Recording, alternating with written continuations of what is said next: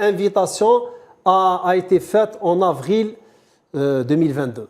Si on se souvient bien, qu'est-ce qui s'est passé en avril 2022? C'était le départ du bureau actuel. Oui. Et c'était juste un mois après l'élimination de notre sélection nationale, la qualification de la CAN qui a eu lieu au Maroc. Donc, il n'y avait ni département, ni sélection.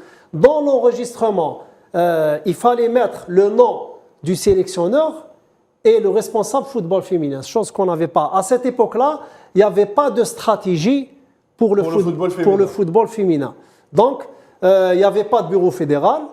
On a eu une discussion, moi et M. Kourichi d'Étienne à l'époque. Et vous n'avez pas jugé utile d'inscrire... On pouvait pas, c'est-à-dire prendre une décision du fait qu'il n'y avait pas de bureau, il n'y avait pas une stratégie stable, fixe pour le football féminin. Par la suite, au mois de juillet 2022... Il y a eu un rappel. Il y a eu un rappel. C'est ce rappel que nous avons raté. D'accord. Moi j'ai pris acte de ce rappel.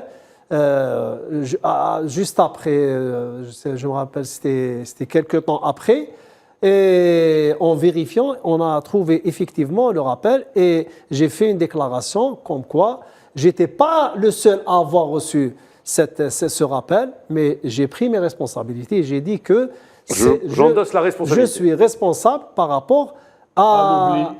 C'était pas un oubli. Ah. C'était on a raté la correspondance parce que le jour où on avait reçu la correspondance, c'était le jour où on devait recevoir Motsepe à Alger. Monsieur Farid Bensiti avait demandé à ce qu'on lui assure un transfert de salaire sur son compte à l'étranger, sur son lieu de résidence à l'étranger. C'est-à-dire en devise, pas en dinar algérien.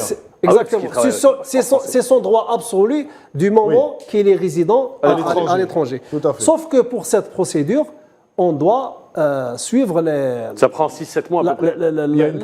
Des mesures et procédures administratives qui dépendent des autorités algériennes, plus précisément du ministère du Travail.